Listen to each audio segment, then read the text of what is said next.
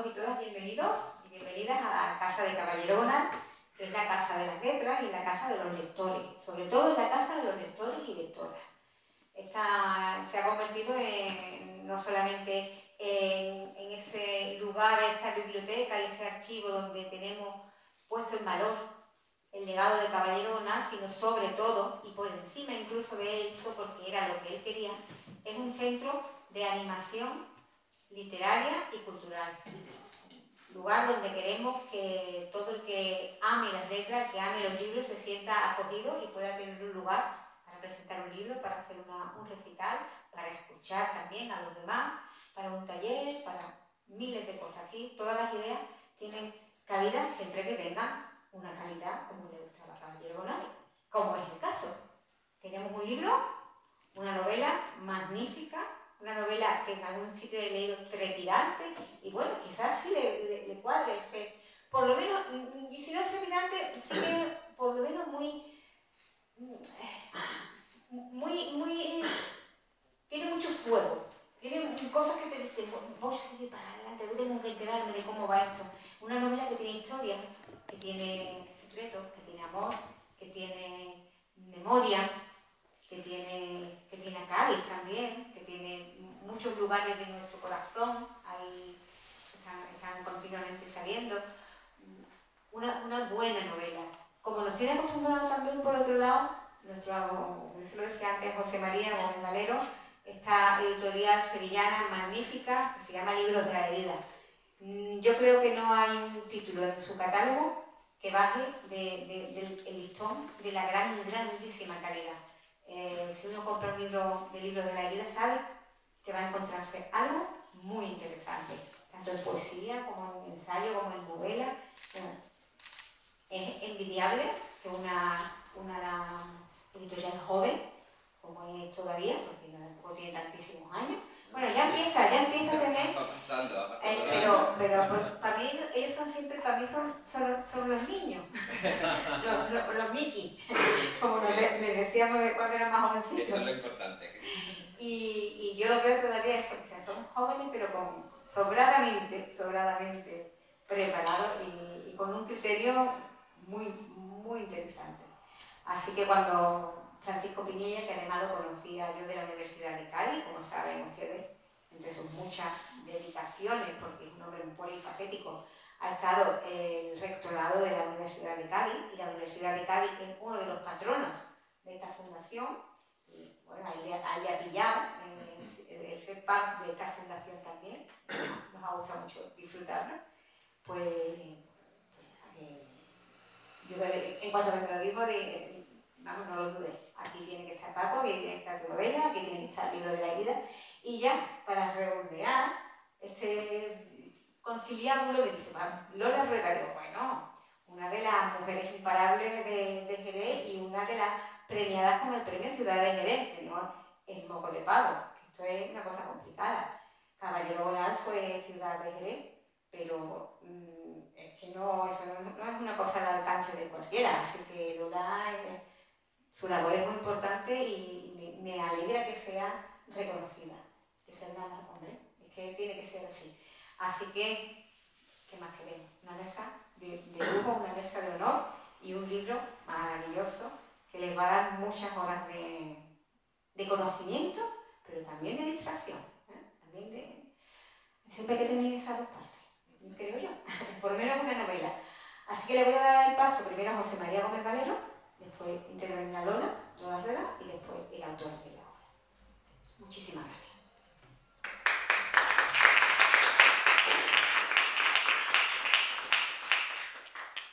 Bueno, pues muy buenas tardes y muchísimas gracias a Pipa Parra, como siempre, por sus generosas palabras, por su presentación, por su hospitalidad. Para nosotros, para Libros de la Herida, siempre es un placer enorme, y ella lo sabe, estar aquí en la Fundación Caballero Bonal, estar en Jerez, con las que nos une a esta ciudad muchísimos lazos bonitos, y un placer además venir para hablar de libros y para presentar trabajos tan apasionantes como el que hoy aquí celebramos de Paco Piñella. Como decía Pepa, somos una editorial, Libros de la Herida, una editorial independiente sevillana que encanta que sigamos siendo jóvenes porque eso va en el espíritu. Pero empezamos en el año 2005, vamos a cumplir ya casi 20 añitos. Y en estos años, ¿qué hemos hecho? Pues intentar publicar libros que nos apasionan, que amamos, de autores que admiramos profundamente, y como todo lo que uno ama y le apasiona en la vida, lo más bonito que puede hacer es compartirlo con los demás, y creemos que esa es la labor de una editorial. Intentar que las palabras vuelen lejos, las palabras que importan, las que saben decir eso que es difícil decir y que nos interpela y que nos emociona. Y ahí estamos, en esta travesía siempre emocionante, siempre difícil, ¿no? El mundo del libro, pero que da también muchas satisfacciones como este encuentro de hoy. Publicamos libros en distintas colecciones de poesía, que fue la colección fundacional de la editorial, de narrativa, de ensayo, colecciones vinculadas con el flamenco también, con la poesía popular, colecciones de literatura infantil y de pedagogía musical, colecciones de libroarte. Y hoy estamos de enhorabuena porque la colección de narrativa, que es la colección que lleva por nombre Narrar Contracorriente, crece, sigue creciendo, y de la mano de Paco Pinilla con su novela Las líneas del silencio.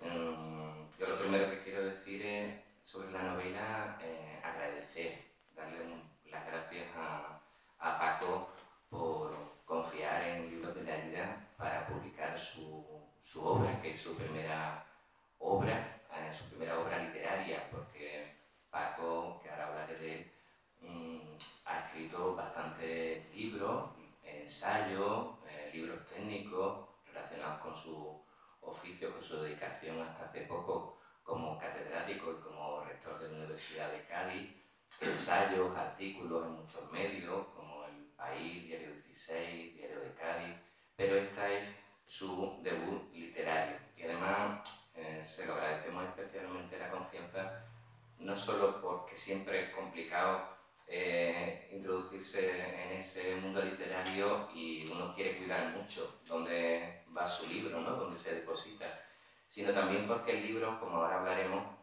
es un libro muy especial, porque siendo un libro de ficción tiene muchas implicaciones emotivas, personales.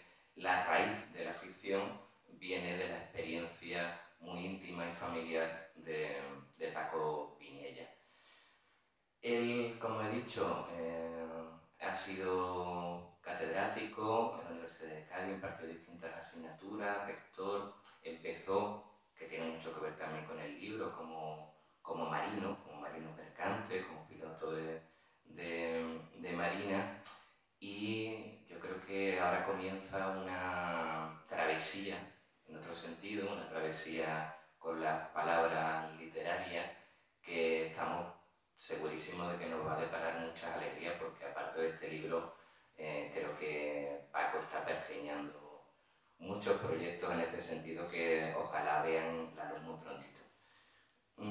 Sobre la línea del silencio no me voy a extender mucho, porque además tenemos el honor de que no solo nos acompañe el autor, que es el protagonista, sino también el honor de que nos acompañe Lola Rueda, que ella es agitadora, una agitadora tremenda en muchas facetas, apasionante, emprendedora, gestora técnica de innovación social en el empleo, con esos premios que ha mencionado Pepa tan importantes, y desde luego una persona que se vuelca con una pasión tremenda en todo lo que le hace, y bueno, además lleva unas iniciativas muy hermosas. Solo voy a nombrar una de ellas que a mí me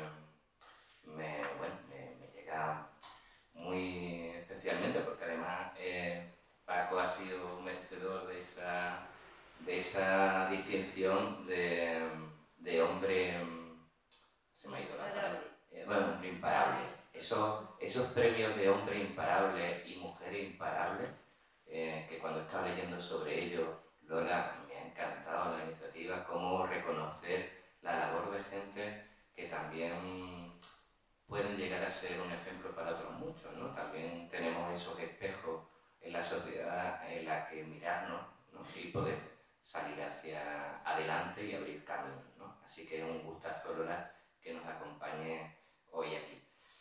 Y nada más, voy a darle paso a Lola. Yo no sé si vayan a entablar una conversación con Paco o ahora lo hacemos también entre los tres a nivel conversacional. Y yo creo que hay muchas cosas de las que hablar de este libro. Muchísimas gracias. Muchísimas gracias por tus palabras. Creo que lo bonito sería que conversáramos entre todos. Mi labor aquí es, por supuesto, estar presente en el estreno de Paco como autor de una novela que me tiene realmente enganchada, y te agradezco que me hayas devuelto a la lectura, porque el ser tan imparable muchas veces no me permite acceder a cosas que son imprescindibles, y ya voy por más de la mitad del libro, justo en un momento muy delicado para Juanín. Solamente voy a decir eso, muy delicado y muy sorprendente. Y lo que quiero destacar es que Paco me llamó, yo le dije que, bueno, no es que estaba encantada, estaba lo siguiente de formar parte de pues, ese estreno de Paco, que además le auguro por cómo estoy hilando todo lo que va desarrollando la novela y lo que va a desarrollar en el futuro, porque no se va a quedar quieto, es imparable. Esto va a dar mucho más. Me asombra, de verdad, Paco, porque tuve el placer de coincidir con Paco cuando yo fui presidenta del Consejo Social de Jerez, en el que él estaba de rector, y también mi querido Fal, como delegado del rector para el campus de Jerez. Hicimos un triángulo muy interesante en Jerez en esas fechas, y bueno, luego empecé a conocer más de su vida, de Marta, de su familia, de lo humano, de su calidez. No olvidemos la calidez de las personas y la caridad, ¿vale? Y en esa calidez nos quedamos prendados en la Junta Directiva de la Asociación Mujeres Imparables. Lo hicimos, Premio Hombre Imparable Gaditano, en pandemia, en el 2020, con mascarilla, Paco. Y le dimos ese premio, fue el primer premio que concedíamos a Hombre Imparable, y como estamos viendo, acertamos de pleno. Tiene una nueva faceta en eso. Nos encanta la diversidad en el mundo imparable en el que vivimos, hombres y mujeres, y nos encanta esa diversidad que se traduzca en... Era rector, hizo una magnífica labor como rector, y ahora me ha sorprendido, te lo vuelvo a repetir, me ha sorprendido, me preguntaste, ¿qué te está pareciendo la novela? Y te dije, es que estoy encantadísima, me está encantando, me ha enganchado, que eso es importante, y por supuesto a José María, que tenemos el honor de tenerlo aquí. Me parece que eres una persona con muchísimas facetas, muy completa. O sea, es increíble. He estado también profundizando un poco en todo lo que haces, y me parece muy interesante lo que ha reunido aquí Paco, incluido a Pepa, por la labor que hace. Las personas que estamos, yo creo que todas tenemos un foco en el talento, en la diversidad, en la igualdad de oportunidades, y por eso me hace feliz estar aquí copresentando con José María, y me gustaría lanzarte una pregunta, si tú me lo permites. ¿Tú me lo permites? Vale. Pues entonces, lo primero que quiero deciros es que aquí hay una trama como todas las buenas novelas. Hay una trama muy interesante, pero hay muchísimos detalles históricos. Tienes un rigor a la hora de desarrollar todo. Bueno, aparte de tu etapa de marino que se plasma, pero tienes un rigor a la hora de contar todo, fechas, datos, países. O sea, es maravilloso cómo se desliza desde España hacia varios países. Y a mí me tiene enganchada una figura que, curiosamente, ya hablaremos de Isabel, pero me tiene enganchada Juanín. Y Juanín es un personaje interesante que está en Cádiz y luego, bueno, al salir de Cádiz y le coge justo en ese tiempo de la Guerra Civil Española, cómo le va arrastrando, porque yo he escuchado a Paco decir, muchas veces estar exiliado no es que te tengas que exiliar, es que la vida, o sea, te lleva, te exilia y te va llevando por caminos insospechados. Y hay una parte que es muy importante, que es la culpa, ¿no? Y yo creo que arrastra. La culpa tú decías aquí, o dices, la culpa es un sentimiento complejo y poderoso. Como el devenir de las situaciones te hace vivir otras historias, otra vida, y esa culpa, ese devenir de la culpa pasa por muchas fases. ¿Qué sentimiento más complejo que tú lo pongas sobre la novela? Cuando Juanín podía parecer el traidor, yo tengo que decir que comprendo a Isabel, que ya un poco desarrollará Paco, pero entiendo también el devenir de Juanín como uno de los personajes más fascinantes que me he encontrado hasta el momento. Bueno, antes que nada, muchas gracias a todos y a todas las que habéis venido a esta presentación en Jerez. Y sobre todo quisiera agradecer a Pepa Parra y a la Fundación Caballero Bonal que me haya permitido presentar el libro en este sitio, en esta Casa de las Letras, como tú bien dices. Bueno, se ha dicho ya muchas cosas aquí y una de ellas es que yo aquí, aunque tengo ya 63 años, 64, yo me estoy dando años, 64, estoy aquí de novato total y además no me voy a parar. O sea, si me han dado de hombre imparable, evidentemente es que no me voy a parar. Y ya adelanto que ya hay una segunda novela y ya hablaremos con los editores, que además el personaje es jerezano. Ha nacido en Jerez, ya con eso ya voy a dar un adelanto. Bueno, a lo que iba. El libro Las líneas del silencio es un libro especial.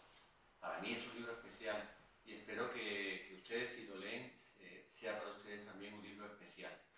Es un libro, es una novela de ficción, pero el otro día escuchaba en una entrevista un concepto que es el de la novela de no ficción ficcionada, ¿no? Era una cosa un poco rocambolesca, pero en definitiva lo que quiero decir es que hay una serie de hechos familiares que tienen que ver con mi vida y que, bueno, forman parte de esa novela.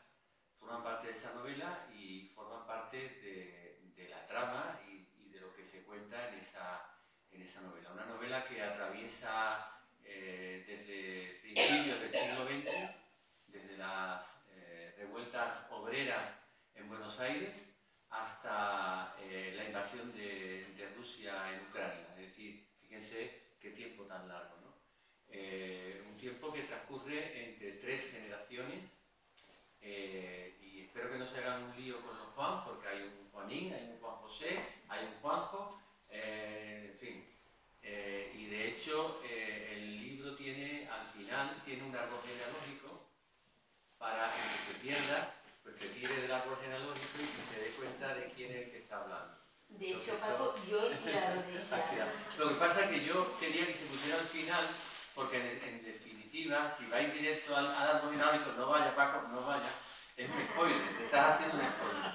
Te estás haciendo un spoiler porque te vas a enterar un poco ya de todo, un poco te va a intuir a lo que va a hacer, ¿no? Sí, entonces, un último recurso, ¿no? Sí, exactamente. Sí. Yo, es que recuerdo que cuando yo leí por primera vez 100 años de soledad, pues yo me puse a hacer un árbol genealógico, porque es que me perdía con todos los personajes, con los Aurelio Buendía y toda esta gente, ¿no? Y dije, bueno, pues por lo menos lo pongo al final como SOS, ¿no? Utilícese en caso de... Entonces lo que quiero decir es eso, o sea, que es una historia que la portada también marca un poco, porque tengo que agradecer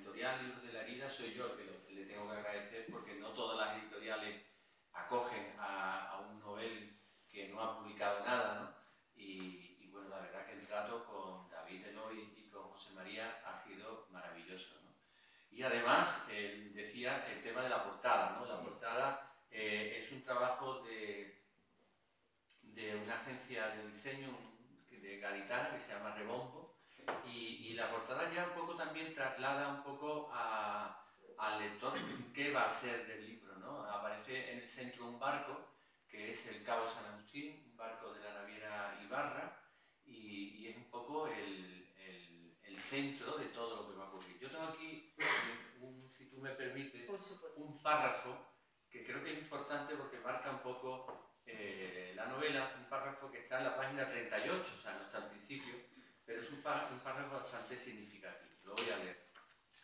Isabel González Alcoba despedía a su marido en el puerto de Cádiz el sábado 11 de julio de 1936 en un nuevo viaje del Cabo San Agustín.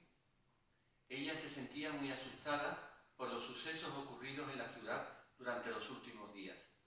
Todo Cádiz hablaba de que ya no había remedio para frenar la espiral suicida de la violencia callejera, entre los que quemaban templos y los ruidos de sables en los cuarteles, la lucha entre las Españas más extremas.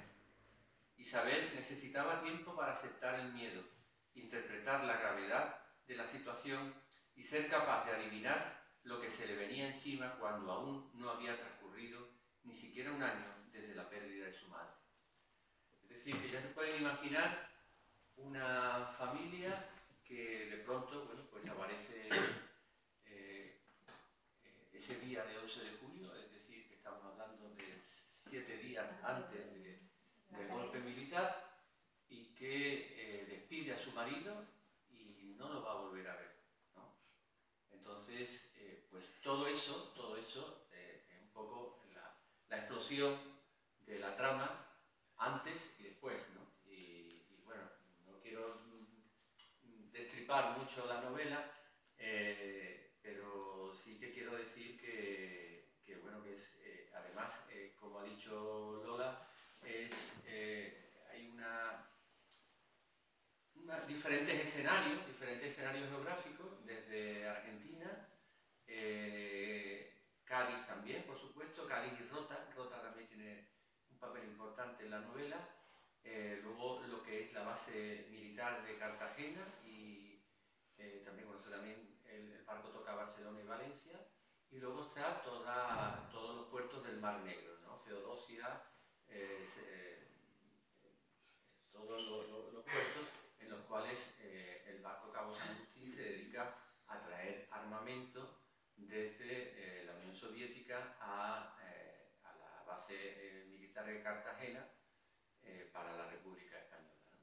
Bueno, y a partir de ahí pues van surgiendo situaciones, y me gusta lo que ha dicho Lola en el sentido de Juanín, porque una de las cosas que yo quería transmitir en la novela o que quería evitar, era el bueno y el malo, ¿no? O la buena, la mala, el bueno y el malo. Aquí no hay buenos y malos, aquí, como todo en la vida, uno hace lo que puede y las circunstancias le van llevando por un camino, ¿no? Y esas son las situaciones que se van dando, que al principio pueden parecer eso, tú lo has dicho, una traición, puede ser, y al final te das cuenta de que cómo te va llevando la vida, ¿no? Y eso nos puede pasar a todos, ¿no? Y cómo cualquier cosa que pase, pues te cambia radicalmente la vida, ¿no? El caso de Isabel, ¿no? O sea, el que de pronto pues se queda viuda entre comillas, porque ni siquiera sabe si es viuda, y con una familia con 3 hijos que tiene que tirar para adelante, con una singer cosiendo, y esa época de la posguerra, con cartillas de racionamiento, marcada por qué dirán la gente de ella, y situaciones de ese tipo, ¿no? Y luego también hay una parte de la novela, un mensaje, ¿no?, que quiere transmitir, el mensaje de cómo se caen las utopías, ¿no? Cómo los ideales pues se traicionan, cómo las revoluciones se convierten en dictaduras, tanto en un extremo como en otro, y bueno, ese también es otro mensaje que he querido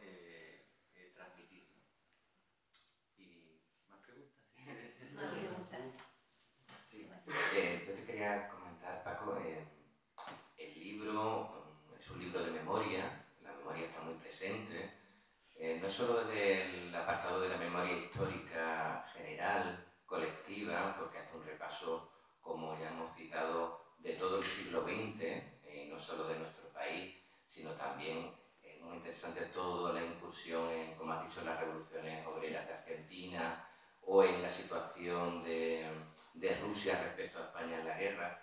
Pero aparte de esa memoria general colectiva, también un libro de memoria íntima, de memoria familiar. Y yo quería, si nos pudieras hablar de hasta qué punto es detonante, porque todo libro tiene un detonante, un germen, una necesidad de ser escrito, hasta qué punto esa memoria íntima ha tenido peso a la hora de tú lanzarte a sentir esa necesidad, ¿no?, de escribir este libro, ¿no? Porque aunque sabemos que es ficción, como ya hemos dicho, parte de ahí, ¿no?, de esa memoria íntima. Sí, sí, sí, exactamente como tú dices, aquí hay mucho de historia familiar y de una necesidad de querer expresar, un poco reivindicar, ¿no?, algunos de esos personajes, ¿no? Y de hecho, bueno, evidentemente los nombres están cambiados, los nombres están cambiados y los apellidos. Hay solo una excepción de un personaje que no le he cambiado el nombre, que es mi abuela Isabel, ¿no? Isabel González, ¿no? La que se queda, que creo que, aunque pueda parecer que en el libro los personajes principales son masculinos, los tres masculinos, los tres Juanes, ¿no?, pero yo creo que el personaje femenino de Isabel es muy importante, ¿no? Es muy importante porque refleja todas esas mujeres de la posguerra, todas esas mujeres bueno, que se quedaron viudas o solas o que fueron un poco invisibles, ¿no? Invisibles, ¿no? Y luego otra cuestión que tú has comentado, el tema de la memoria histórica, ¿no? Porque a veces me preguntan, el libro es un libro de memoria histórica, ¿no? Y bueno, yo creo que es de memoria histórica, pero en un sentido que hasta ahora no se había tocado. Es decir, normalmente hay muchísima literatura de la guerra civil, muchísima, mi admirada Almudena, ¿no?, y de tantos escritores que han hablado sobre la guerra civil. Pero hay una parte que yo he querido reflejar aquí, que es un colectivo, que es el colectivo de republicanos españoles que terminan en la Unión Soviética y que son ninguneados totalmente por la República, por el Partido Comunista, y que muchos de ellos terminan en un gulag. Es decir, se da la paradoja de que en el gulag de Karagandá, no es el caso del personaje, pero en el gulag de Karagandá, que está en Uzbekistán, no, en Kazajstán, perdón, es que eso de Stan, en Kazajstán, allí había unos campos de concentración, unos campos de trabajo, se decía, en el cual coinciden españoles, unos que vienen del colectivo de marinos mercantes, otros que vienen del colectivo de los aviadores, porque había una escuela en Kirobabad que eran donde se formaban los pilotos republicanos que venían después aquí a España, y la última promoción se quedó como allí. Pero es que luego estaban los de la División Azul, es decir, españoles de la División Azul con españoles del Partido Comunista en un campo de trabajo que tienen al final que congeniar, porque lo importante que es sobrevivir. Y por eso insisto mucho en el ni bueno ni malo, ¿no? O sea, todo el mundo en la vida intenta sobrevivir. Y bueno, ese también es un poco esa parte de memoria histórica que no ha sido muy estudiada en la literatura, algo en la historia, hay algunos manuales sobre los aviadores, el colectivo de aviadores, y hay algunos artículos y libros de Luisa Giordacci también también sobre el colectivo de los marinos mercantes. Pues fueron muchos los barcos mercantes de la compañía transatlántica, de la compañía transmediterránea y de la compañía Ibarra, que fueron requisados por la República para este traslado de armamento desde la Unión Soviética hasta a España. Y me paro, que estoy hablando mucho. Lola. Mira, yo escuchándote, yo creo que en parte también es como un homenaje, aparte de que aquí no hay culpables, aquí es el devenir de los acontecimientos, es un homenaje a Isabel. Voy a pararme ahora en Isabel. Las líneas del silencio. Para mí, Isabel representa el silencio. De esto no se habla. De esto no se habla. Como tú bien varias veces aparece en el libro. Isabel, antes de casarse con Juanín, pues Juanín vive otra trama muy sorprendente, amorosa, que se tiene que silenciar para empezar una vida con Isabel. Y a partir también de su casamiento, pues Isabel tiene que volver a ese silencio porque su marido desaparece y ese silencio pues la hace ser infeliz, no le deja avanzar, tiene también, yo creo, el sentimiento, yo creo que tiene de todo, frustración, culpa, ella no sabe cómo tiene que desarrollar, ¿por qué me ha tocado esto? ¿Por qué? ¿Por qué me ha tocado esto? ¿Por qué Juanín no está? ¿Por qué no me dice nada? ¿Por qué no hay noticias de él? Y yo, adelante con mis hijos, ¿qué hago? Entonces, esa situación de mujer con silencios por todos sitios es tremendo, Pablo. Sí, yo creo que el título...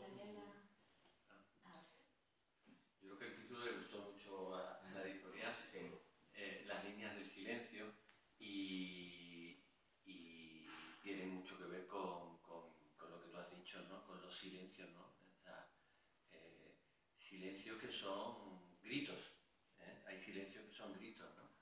Y lo de líneas, bueno, una de las cosas que me ha adelantado es que el libro tiene 3 partes y uno de los personajes además se plantea que está escribiendo el libro, un poco que tiene la necesidad de escribir el libro, o sea, y es parte también de la trama, ¿no? Y de hecho os voy a leer una parte cuando le dice este personaje, le pregunta y le dice: las líneas del silencio, así voy a titular la novela. Juanjo apretó los labios esperando su reacción. Silencio, pronunció de forma solemne, mágica palabra, el principio y el fin de la vida. El silencio como refugio, y le besó la nuca. ¿Y lo de la línea? Creo que las vidas de los personajes son trayectos, segmentos, puntos sucesivos entre silencios.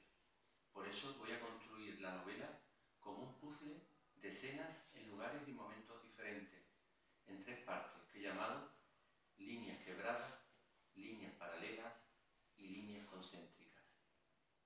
Pero al final, ¿sabes qué? Todo se resume en una línea espiral que a medida que se va generando alrededor de un centro, se va alejando del mismo. Volvemos a repetir, aunque con menos intensidad, lo que ha pasado.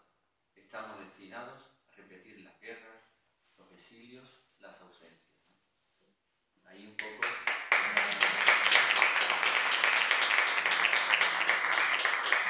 No sé si está bien eso de leer tanto. Está precioso. Está estupendo porque... Pero me parece que es un poco esa forma, ¿no?, de que meter uno de los personajes un poco el escritor que quiere escribir el libro y que está buscando incluso el título desde el principio y luego vais a ver además que el libro tiene capítulos que van saltando. cada capítulo, aparte de tener un título, tiene un lugar y una fecha. De forma que un capítulo a lo mejor está en Buenos Aires, otro está en Lisboa, otro está tal, uno está en 1914, después pasa a... en fin, que va alterando. Es un poco como que el lector se vaya enterando de lo que va pasando, pero no linealmente. De forma que es como un puzzle y al final ya se cierra el puzzle. Tanto se cierra que ya al final incluso ya se plantea qué título le va a poner a la novela.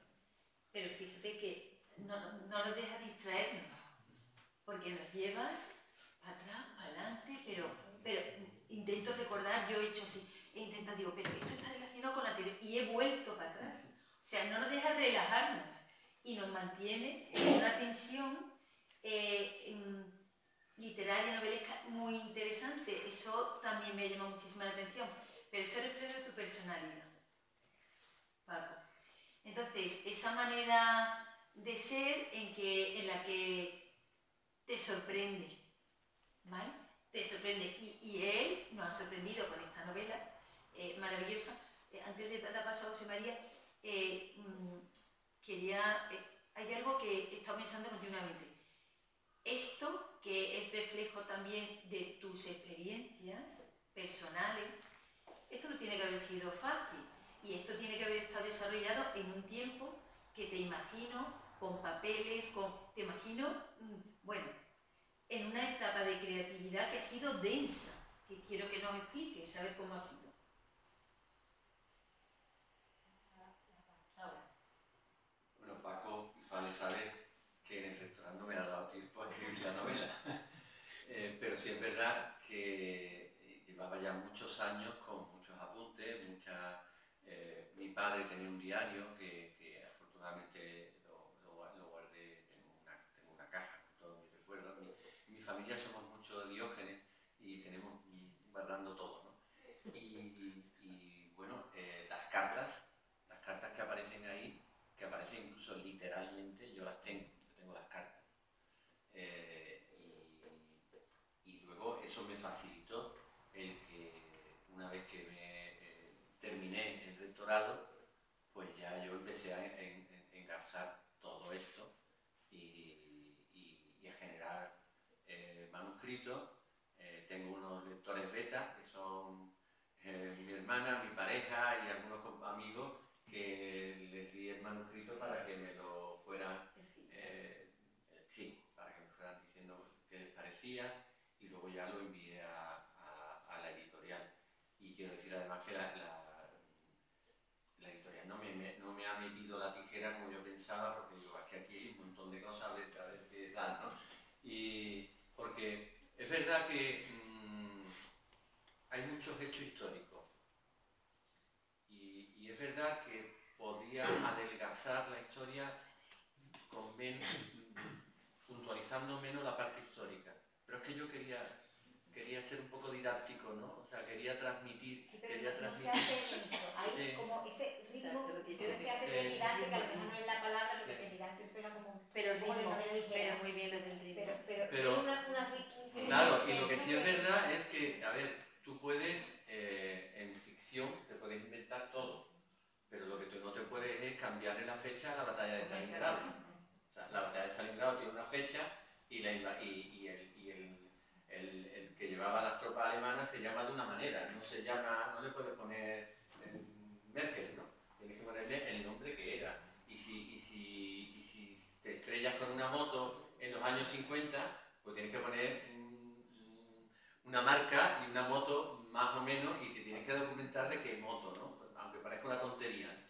Pero es que eso a mí me encanta, o sea, esa búsqueda de la documentación, esa búsqueda incluso hasta de la localización geográfica, ¿no? Porque, bueno, yo he estado en casi todos los sitios, menos en Kazajstán, que no he estado, y quiero ir, pero no he estado. En el resto de los sitios he estado. Pero bueno, hoy en día también tenemos una herramienta maravillosa, ¿no? O sea, hoy en día tú te puedes mover por Almatý con el Google Maps, incluso con el muñequito, vas al muñequito y estás viendo y sabes dónde está la mezquita, que estaba allí, y sabes dónde está el mercado y sabes las cosas, ¿no?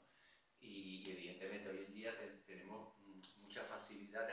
documentación, aunque también hay que tener mucho cuidado porque, bueno, hay mucha información errónea de algunas cosas y hay que tener un poco, consultar las fuentes primarias, ¿no? Sobre todo, ¿no? Pero esa tarea de la búsqueda la disfrutaba. Yo que te quería comentar algunas cosas que ya han salido aquí y que me gustaría subrayarla, el papel de los personajes femeninos, que me parece fundamental. Cuando antes habéis hablado de Isabel González, pero está también la madre Carmen, la madre de Isabel. Si vais en algún momento de recurso al árbol genealógico, o si leéis la novela, mucho mejor completa, veréis que es una novela con personaje, un tronco masculino, ¿no? Muy potente, pero creo que Paco hace, como él decía, un homenaje emocionantísimo al papel de la mujer en la guerra y en la posguerra, ¿no? Que finalmente ahora afortunadamente están apareciendo muchos más estudios, más libros, tanto de literatura como históricos, que ponen más el foco en ese papel, pero Paco ya aquí le da mucha importancia, porque se la tuvieron, de hecho la mayor importancia. Si este país logró salir hacia adelante es gracias a esas mujeres que se quedaron sola, cuidando no solo de su familia, sino de la familia de la vecina, de la familia de la compañera de corral de vecinos que fusilaron y que se queda con los niños, las que con su solidaridad, yendo a las cárceles, pudieron sostener a ese apartado masculino, las que tuvieron que aguantar también un tipo de represión diferente a la masculina, por su condición de género, y yo creo que aquí está muy bien reflejado todo ese papel. Y ya digo, no solo por Isabel, sino por Carmen, que ya conoceréis el papel de Carmen, que representa muy bien ese papel de la mujer liberada de los años 20, que además ve la llegada de la República con una culminación de unas libertades inéditas, esa mujer valiente, arrojada, que luego es absorbida, reprimida de una manera tremenda. Eso me parece, Paco, que lo hace estupendamente. Digo esto porque si uno ve los personajes de Juanín, parece que el foco está en lo masculino, pero el libro es muy inteligente como la tramó Paco para dar ese peso. Y luego yo te quería preguntar, porque el libro, aunque ya hemos hablado de su trabajo memorialista, del trabajo de documentación histórica, el libro es literatura, y es alta literatura. Pues si no lo hubiéramos editado, claro, no nos hubiera interesado. Para controlar muy bien el género de la novela, y de hecho no parece una primera novela. Ya lo leerán, dirán, bueno, y las anteriores, ¿no? Pero esta es la primera, esperemos que de muchas. Yo le quería preguntar a Paco que nos contara de ese proceso especialmente literario, es decir, tú viniendo de esa escritura más técnica, que tú tienes una relación, has tenido durante muchos años una relación con la escritura muy fluida, muy familiar, pero enfrentarte a los códigos literarios, porque la novela, como ya viene diciendo Lola y el propio Paco y Pepa, es un ensamblaje. Se van a encontrar un trabajo minucioso y preciso de cómo ensamblar distintos tiempos, distintos personajes y hacerlo de forma que nos interese. Porque el libro a lo mejor no es trepidante porque no es un libro absolutamente de aventuras o de acción, pero sí es trepidante en cuanto nos tiene enganchados porque queremos saber, nos importan los personajes. Dejamos una escena en un capítulo y pasamos a otra esfera y decimos, ¿y qué pasará con ellos? Nos hace cómplices. Eso es. Busca la complicidad del lector. Incluso ese plan que va contando el escritor de cómo...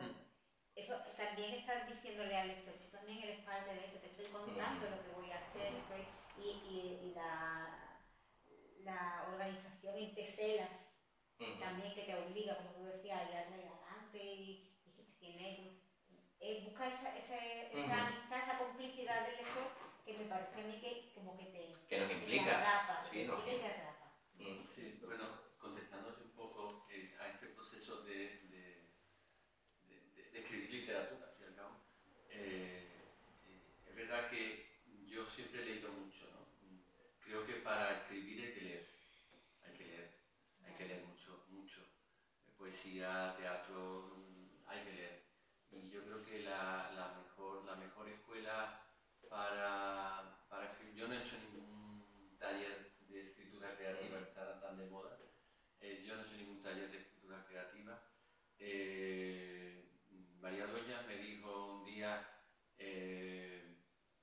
yo empecé a escribir, antes de escribir, porque María también era profesora de la universidad en Murcia, y me dijo, yo empecé a hacer unos cursos y tal, pero al final eres tú el que tienes que ponerte a enfrentarte con el papel en blanco y empezar a escribir, ¿no? Y eso es lo que hice, enfrentarme con el papel, o sea, en este caso con el ordenador, yo escribo con un ordenador portátil, y lo que hice fue empezar a escribir y no por el primer capítulo. Yo no escribí el primer capítulo, escribí otro capítulo, no recuerdo cuál fue, pero empecé con otra historia. Y entonces fui guardando archivos de historias que luego fui incluso viendo cómo engarzaban unas con otras, ¿no? Y bueno, también me ayudó Daniel Heredia, que es asesor literario, que fue otra de las personas que también leyó el manuscrito y me dio algunas ideas que fueron muy interesantes también. Y así salió la novela.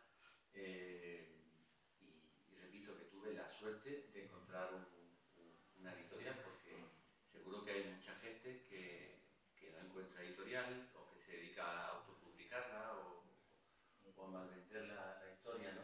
Mal, ¿no? Y bueno, pues la verdad que estoy muy contento con la editorial, tanto que me he lanzado a seguir escribiendo y me gusta mucho. Y como estoy jubilado, escribir y viajar y cuidar de mi hija que está aquí sentada haciéndole yo las cositas ricas que a ella le gustan. Pues, solamente una última reflexión quería hacerte. Quería hablar del idealismo, ¿vale? El idealismo.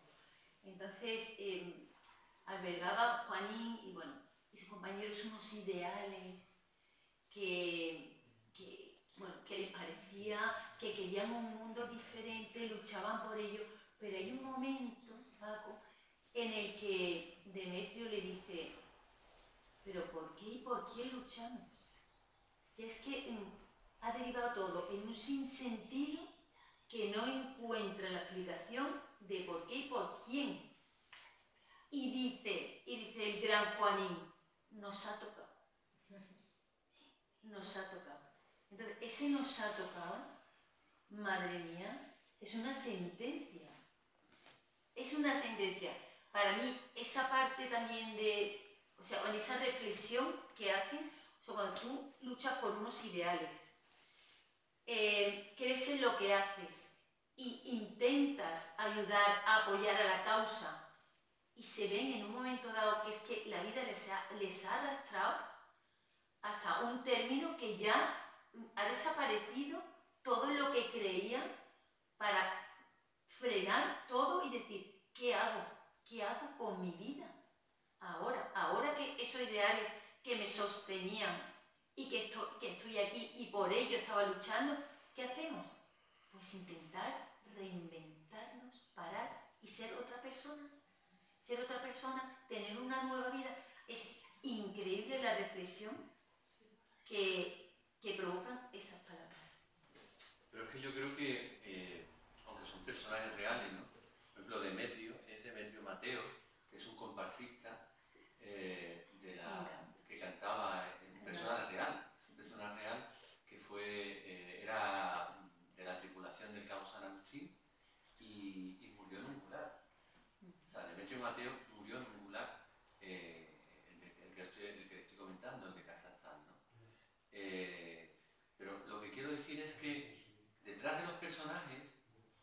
hay un reflejo de muchas personas. Es decir, eso que tú has subrayado, ¿no? Me ha tocado. Pero es que eso ocurrió en la guerra civil, está ocurriendo en la guerra de Ucrania, que le ha tocado porque le ha tocado en el pueblo de allí y no le ha tocado en el pueblo de aquí.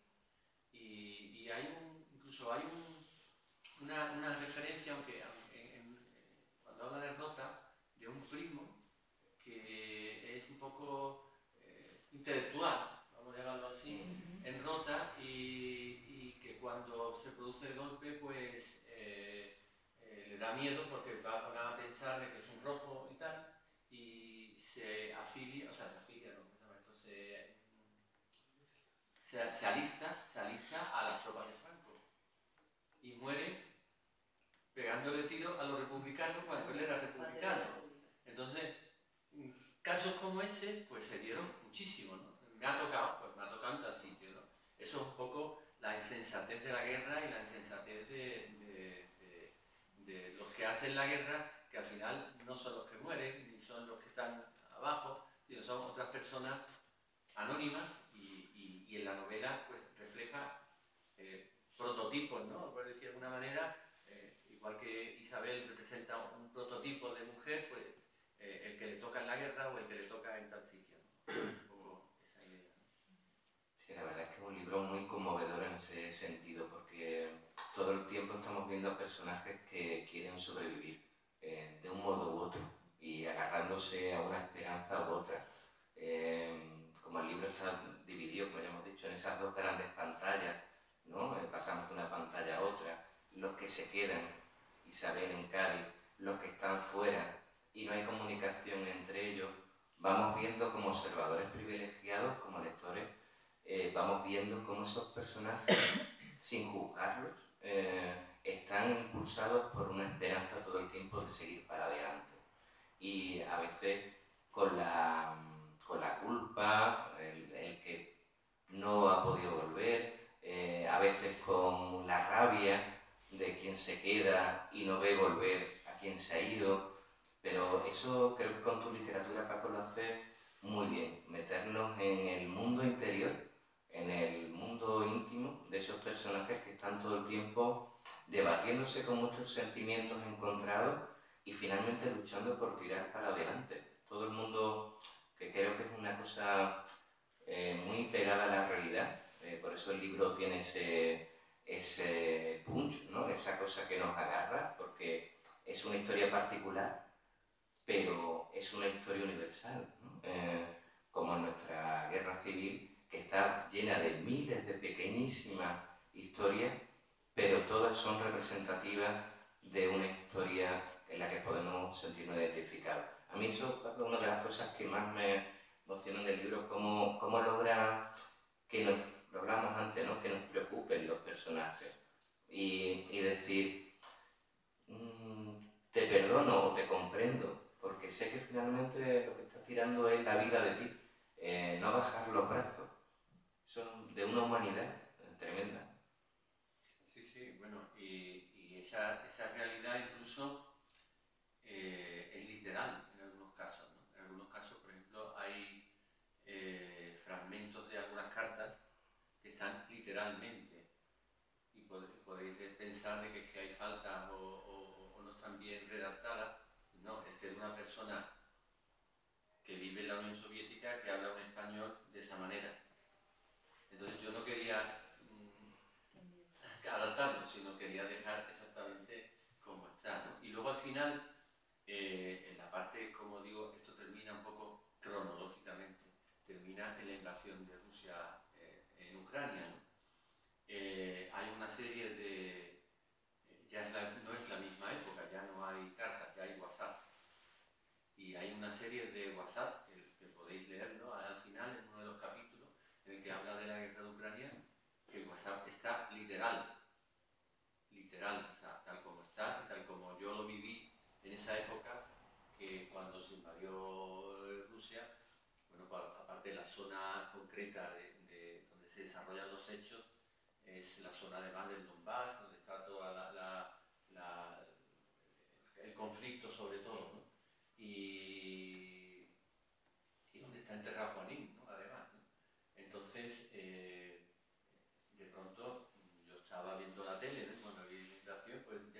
vayas recibiendo los WhatsApp. O sea, también te das cuenta cómo al cabo del siglo, ¿no? Cómo ha cambiado también el tema de la comunicación. Es decir, que hoy, ayer estaba yo hablando con un primo mío que vive en San Petersburgo y estábamos hablando al momento, y gratis además, porque era a través de WhatsApp y de tal, y si nos ponemos, por ejemplo, en la guerra civil, imagínense cómo podía ser la comunicación entre una mujer que estaba aquí y su marido que a lo mejor estaba en la Unión Soviética. O sea, primeramente la correspondencia estaba totalmente censurada, estaba controlada en ambos lados, en la España de Franco y la Unión Soviética de Stalin, ¿no? O sea, es que era imposible, ¿no? Entonces, ¿cómo ha cambiado también la comunicación, ¿no? ¿Cómo ha cambiado también la comunicación en todo este tiempo, ¿no? También creo que es un tema interesante, ¿no? José María, yo quería felicitar por acoger esta primera novela. Me parece que tenéis una vista. Bueno, habéis enganchado a Paco Pinilla, que habrá mucho que hablar, pero me encanta la colección Narrar Contracorriente. Yo que soy agitadora, como ya me has descrito, me considero agitadora del talento gaditano, pues ese talento, no solo diría narrar a contracorriente, sino en tu caso en la novela nadar a contracorriente muchas veces, porque todo lo que pasa ahí es apasionante. Más que otra pregunta, Paco, yo lo que de verdad quería decirte que esta novela, si en algo tengo intuición, esta novela que, como bien decía José María, yo desde luego no parece que es tu primera novela, aunque tú seas muy modesto y no pares de decir en todos los sitios, sí, pero no pares de decir, bueno, es que mi primera novela está muy currada, Paco. Está muy currada, con muchos detalles, con una trama apasionante que te lleva adelante, detrás, que no te deja, que es para mí divertida en ese aspecto, aunque, madre mía, todo lo que cuenta ahí, que te hace reflexionar, pensar, venir hacia detrás, hacia adelante, pero todo eso es muy actual. Quiero decir, todo lo que aparece ahí te deja una reflexión final, que es hacia dónde vamos, qué es lo que vamos a hacer, si es que vamos a hacer algo y a partir de ahí, qué puede suceder en el camino. Y Paco ha desgranado una de las historias, pero tendrá muchísimas más por desarrollar, y corrígeme si me equivoco, porque tienes que tener muchas más relacionadas con esta. ¿Es así, Paco? Uy, ha hecho... Ideas tengo todas del mundo mundial. Ideas tengo muchas. Una de las ideas que tengo es precisamente el Cabo San Agustín. En la novela se habla de un personaje, pero en el Cabo San Agustín iban unas 100 y pico de personas. Hubo 100 y pico de historias diferentes, desde el que... un montón de historias diferentes, ¿no? Desde el que se vino para España en el barco Semiramis en los años 50 y dejó una familia allí, desde el que se vino y lo detuvieron porque vieron el expediente político y lo metieron en la cárcel y murió en la cárcel, desde el que vino y no se acostumbraba a aquello y añoraba a lo otro y cuando llegó allí tampoco lo querían, en fin, historias de miles. Entonces, si José María y David Eloy están de acuerdo, pues mi idea es, quiero intentar hacer una especie de trilogía en el cual siempre haya el barco por medio, historias por medio, pero historias diferentes. Del Cabo San Agustín. El Cabo San Agustín va a ser un pretexto para que sí, porque yo creo que da para todas estas historias de ida y vuelta, y hay muchas historias de ida y vuelta. Y bueno, esa es la intención. seguimos a contracorriente. Y luego estoy escribiendo también bueno, ya lo tengo ya, pero una novela corta que me gusta mucho y es muy irónica, que se llama El rector no tiene quien le escriba, que es un poco al estilo de García Márquez, del Coronel. El rector no tiene quien le escriba, que es una especie de comedia, tragedia, de un rector en una universidad que evidentemente se le ha cambiado el nombre y se llama El rector no tiene quien le escriba, pero está todavía muy verde todo eso. O sea que proyectos tengo 10.000, tantos como proyectos para viajar, que también tengo muchísimos. No deja de sorprendernos, Paco, de verdad. Lo del rector no tiene, el otro lo sabía, pero todo el rector no tiene que le escriba, ¿no?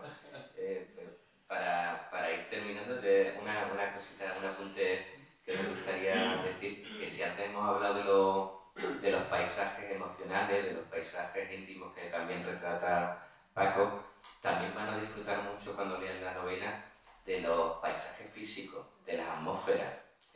Tanto de lugares que a lo mejor no hemos visitado o a lo mejor no visitaremos, esos lejanos lugares de los que hemos hablado, de Ucrania o de Rusia, o de esa república asiática, ¿no? O de Argentina, pero vamos a poder ver ese Cádiz de los años 20, de los años 30, de los años 50, esa Rota, esa Barcelona, esa Valencia en momentos de una agitación extrema, ¿no? por las consecuencias de la guerra en efervescencia. Es decir, paisajes que sí conocemos o hemos podido conocer en la actualidad y que están retratados de una manera magistral y además con una atmósfera atrapante. A mí tengo un recuerdo de la sastrería, ¿no? Que me parece la sastrería que tiene mucho que ver también con la saga familiar y es una delicia porque va viendo uno esos otros tratos, esos otros lugares, ¿no? que tenemos en la memoria o porque nos ha llegado ese legado y que lo podemos ver aquí recreado. Y quería insistir en eso porque solamente por ahí también una gozada, aparte de todos los temas que hemos desarrollado en este rato de charla. Y no sé si a lo mejor hay alguna cuestión que queramos... También es una novela de amor, ¿eh? Eso, bueno, de amor. Incluso de sexo, alguna cosa. Hay de amor, hay... Porque todo en la vida es así. Sexualidad y todo. Incluso yo más que de una novela de amor, Paco, yo diría una novela de amores. Y de desamores. De amores y desamores, porque vamos a encontrar unos amores muy diversos y algunos, como ya hemos señalado, sorprendentes también. Pues... Sí, podemos hablar de preguntas y también. Una pregunta sobre lo que has comentado de que hubo republicanos que fueron encerrados en Gulag por el gobierno de Stalin. ¿Cuál era la razón? Sí. Me ha llamado la atención eso, no había escuchado nunca. Sí, fundamentalmente el grupo, o sea, había varios, o sea, como todo en la vida, en diferentes situaciones, ¿no? Por ejemplo, ten en cuenta además que hay una situación en los famosos juicios de Moscú, ¿no? Donde ten en cuenta que además Stalin se vuelve loco en un momento dado, todo el mundo era... o sea, hay un congreso de la Internacional Comunista en la que me parece que eran de los 28 elegidos, 24 penas de muerte, ¿no? O sea, una cosa así. Es decir, ¿qué ocurrió con estos republicanos? Primeramente no sabían qué hacer con ellos. Ten en cuenta que habían varios barcos y de pronto llegan allí los barcos y no saben qué hacer con ellos. Entonces, durante un tiempo lo tienen en un club, en una especie de hogar allí, una especie de alojamiento, de albergue, de marinos y tal, hasta que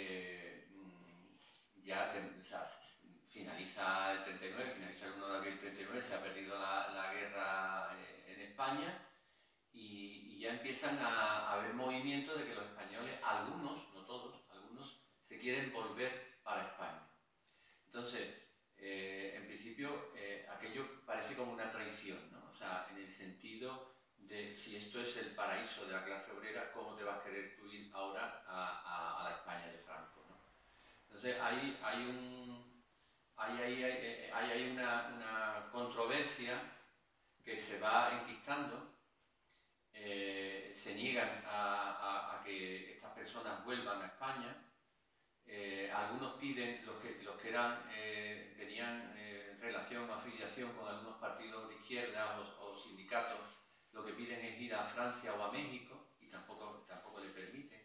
Algunos sí vienen. O sea, hay una especie de disparidad ahí, ¿no?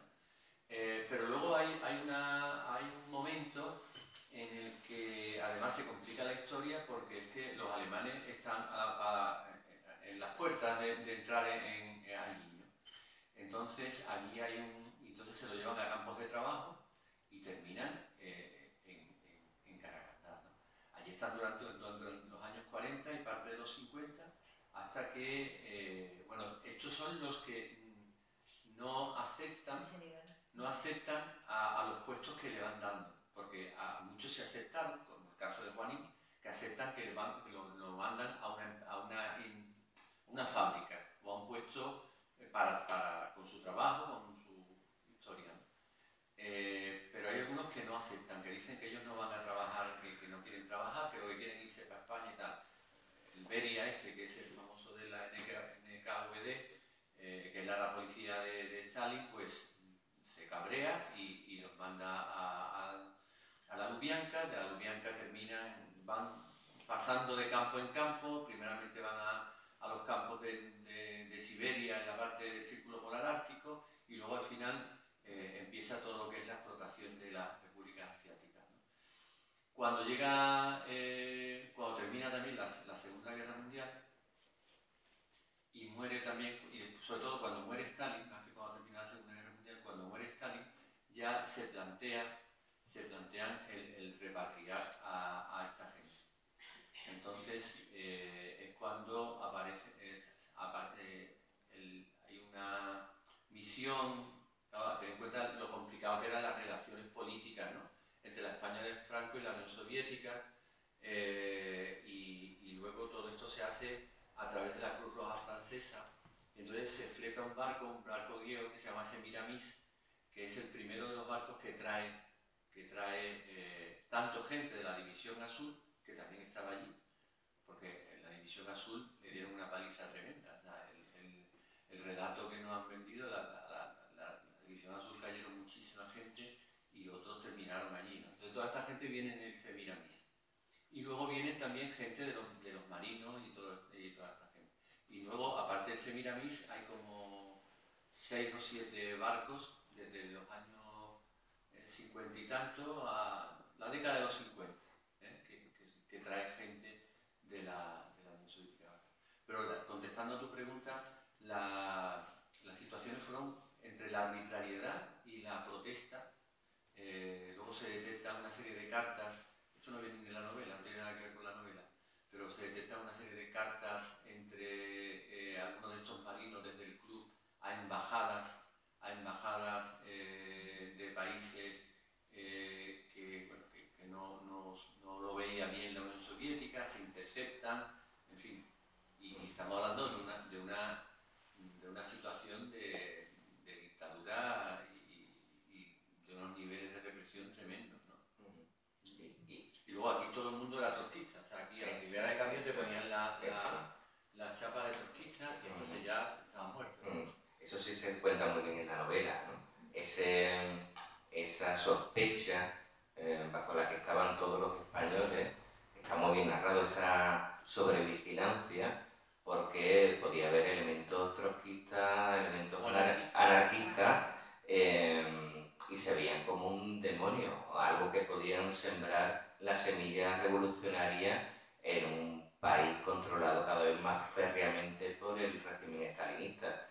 Entonces ahí pagaban todos los españoles. El español era la marca del peligro, ¿no? Entonces mejor tenerlos atados en corto o bien rindiendo lealtad a la URSS, trabajando para la URSS, o cualquier actitud medio rebeldera, condenatoria. De hecho, porque es que de esto podemos dar una conferencia y podría haber traído también incluso imágenes y tal. Hay una campaña en los años previamente al Semiramis, hay una campaña en Francia de los exiliados españoles que están en Francia, que se enteran de que compañeros suyos están en los campos campos de concentración. El Partido Comunista dice que eso no es verdad, el Partido Comunista en Francia. El Partido Comunista Español en Francia dice que eso no es verdad, que están allí, que están alojados, que tal y que cual, patatín, patatán. Y luego llega un momento en que se pone en marcha una campaña, y la campaña es de la CNT, de los anarquistas. O sea, la campaña contra esto, y a nivel internacional se denuncia por parte de la CNT toda esta situación, ¿no? Y de eso si te buscas, hay bibliografía de Jordache, que es una profesora rumana pero española, de la Universidad Politécnica de Cataluña, que escribe sobre estos temas. ¿Alguna cuestión? Bueno, yo estoy aquí porque soy amiga de Lola y he venido así como no sabiendo nada ni de ti ni de nada, pero me ha fascinado. Yo estoy en un proceso de empezar a escribir narrativa y entonces te quería preguntar en qué medida, bueno, dos cosas. Una, en qué medida te sentiste trabado al ficcionar algunos personajes que eran reales, y luego te quiero llevar a ese Buenos Aires que decís que has conocido seguramente, porque has dicho que solo no conoces Kazajistán, ¿no? Tu impresión de Buenos Aires y por qué en 1908 te llamó la atención los movimientos dijiste de... Sí, porque coinciden en la época en la que Juanín, o sea, Juanín, el padre, se queda viudo. Entonces el padre había estado navegando también antes que él y conocía a familiares, tenía familiares en Buenos Aires. Entonces lo que he buscado es, yo no he estado en las revueltas esas de principio del siglo, yo no podía estar. Evidentemente ahí todo es ficcionado, pero ficcionado en base a haberme leído mucho sobre todas esas revueltas en toda esa época, y bueno, en base a esa documentación, pues he ficcionado los años que estuvo Juanín en Buenos Aires, ¿no? Esa es la ¿Y te sirvió tus impresiones cuando fuiste? ¿Cómo la viste? ¿Qué viste? ¿De Buenos Aires? Bueno, Buenos Aires a mí me encanta. Es mi ciudad, por eso. A mí, Buenos Aires me encanta. De hecho, escribo en La Voz del Sur escribo una columna cada 15 días, y la del 1 de noviembre se llama No llores por mí. Sobre todo el tema de lo que está pasando. Pero a mí Buenos Aires me encanta, me parece una ciudad encantadora, y además no me fui a un hotel, sino me fui a una casa con gente, y es como mejor se conoce una ciudad, ¿no? Y me encantó. Con relación a los personajes, algunos que son reales, ¿no? Y de hecho, o están basados, vamos a dejarlo, están basados, ¿no? Porque mi pareja siempre va diciendo por ahí que yo no estuve en Lisboa con Paco, ¿no? Y digo, Paco, cuando leí el primer capítulo. Porque, a ver, que no todo es real. Pues lo que sí he tenido es respeto, mucho respeto. Mucho respeto, y sobre todo eso que se ha dicho anteriormente, de no situar a este es el bueno y este es el malo, ¿no? Sino respetarlo, tener en cuenta cuando se toman decisiones, por qué se toman esas decisiones, ¿no? Y ese tipo de cosas, ¿no? Que ese libro yo lo haya escrito después de haberse muerto mi padre, pues probablemente si hubiera estado mi padre a lo mejor me hubiera dado más cosas. Pero no lo sé. ¿Tú qué opinas, Juan? No, tu padre... Él es mi primo, que ha vivido parte. Tu padre sí, porque tú lo sabes. Tu padre era una columna importantísima en tu familia, y yo creo que tu padre siempre te iba a apoyar en todo lo que hiciera en ese aspecto. Yo tenía que preguntarte a mí un par de cosas. No sé si ha acabado. Ya, sí. Bueno, yo ya he leído el libro, a la hora que te fui no lo había leído, ahora lo he leído ya, ¿no? Entonces yo quería preguntarte dos cosas. Tú has hablado precisamente de Lisboa, de esa conversación, ¿no?, ficticia, en la que el personaje tiene una necesidad de escribir esa historia que tú ya has escrito, ¿vale? Que hay un antecesor a esto que tú me has contado, pero hay un libro antes que se llama La memoria del árbol, que bueno, es un ensayo. Es un ensayo, pero fíjate cómo aquel libro tiene continuación, porque en aquel libro ni había ocurrido lo que ha ocurrido ahora en Ucrania, y es que la historia está viva, y creo que... Bueno, yo quería saber si esa necesidad que tiene ese personaje está ya saciada, esa necesidad de contar esta historia, porque en tu familia tú hablas de las líneas de silencio, está claro que había un silencio, hasta que no aparecen aquellos testimonios en los años 70, no sabéis lo que ha pasado, y a partir de entonces se genera todo lo que se genera. Yo me emocioné mucho el día que vi un vídeo tuyo de tu familia cuando fuiste a Ucrania a visitar lo que era la tumba de Juanín, ¿vale? Y ese vídeo para mí es muy importante, incluso te lo volví a pedir porque quería verlo, ¿no? Ahora quiero volver a verlo. Entonces yo quiero saber si a partir de este libro tú ya te has tranquilizado un poco de que esa historia se ha contado. Porque tú tenías necesidad de hacerlo, yo lo sé. Sí, yo, o sea, a ver si me planteo ya otro proyecto, ya es un proyecto totalmente de ficción y, bueno, del resto, algo podría contar, ¿no? Pero sí, yo creo que ya la historia está contada aquí, no se trata de volverla a contar. Y sí, el segundo personaje, el primero Juanín, el segundo, el sastre, ¿no? También refleja un poco la segunda generación después de la guerra civil, ¿no? O sea, los hijos, porque hay una cuestión también importante, ¿no? Y es que las penas, las alegrías, se transmiten de generación en generación. O sea, hay daños colaterales, ¿no? Es decir, o sea, lo que haya hecho tu padre, la vida de tu padre, lo que te haya enseñado tu padre, eso va a influir mucho en el hijo, ¿no? Y cuando digo tu padre, digo tu madre, en este caso, porque no había padre. En este caso no había padre, era la madre, ¿no? Entonces, todo eso influye y todo eso se va transmitiendo. Y bueno, yo creo que eso también queda un poco reflejado, ¿no? Esa transmisión entre generaciones. Vamos, se nos ha ido un poco de hora. Pues ahora están los amigos de la librería La Nueva, que han traído ejemplares del libro, y Paco estará encantado de firmarlo y dedicarlo ahora. Exactamente. Y mientras tenemos un vino de Jerez, por cortesía del Banco El Pasaje, para que no nos vayamos, que estemos aquí pasando el rato mientras que él está firmando. Muy bien. Muchísimas gracias a todos.